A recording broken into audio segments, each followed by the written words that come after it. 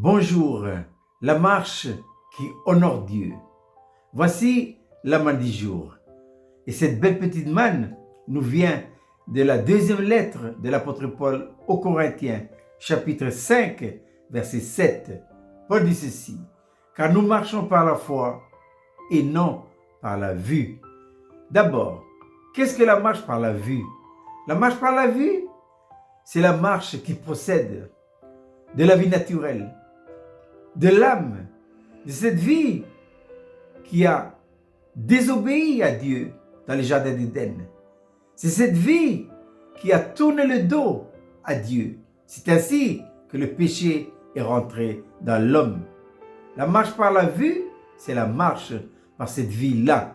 C'est une marche incrédule. Jésus dit à Thomas, Thomas, ne sois pas incrédule, mais crois.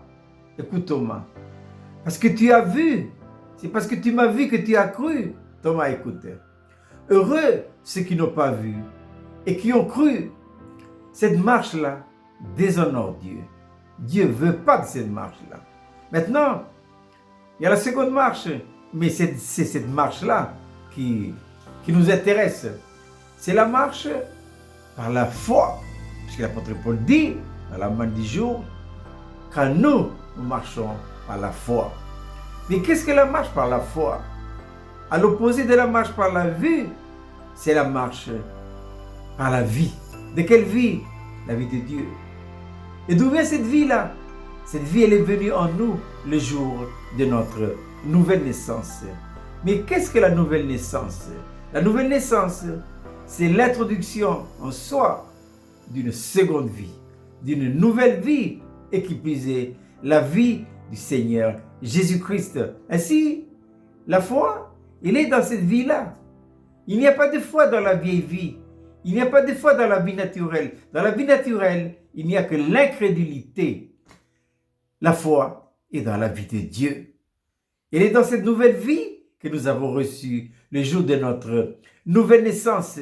C'est cette vie-là qui honore Dieu, qui plaise à Dieu. L'auteur de l'Épître aux Hébreux dira ceci: sans la foi, il est impossible d'être agréable à Dieu.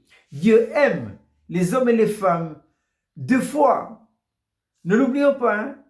Dieu honore sa parole dans nos vies que dans la mesure où nous croyons. Hein? Nous devons prendre Dieu au mot. L'apôtre Pierre, dans ses deuxièmes pêches miraculeuses, dira au Seigneur: Seigneur, on a pêché toute une nuit, hein? On n'a rien attrapé, mais sur ta parole, je jette le filet.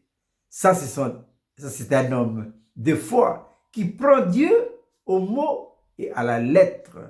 Je répète, cette belle petite manne pour ce matin, 2 Corinthiens 5, verset 7. Car nous marchons par la foi, mais non par la vue. Je vous souhaite de passer une agréable journée.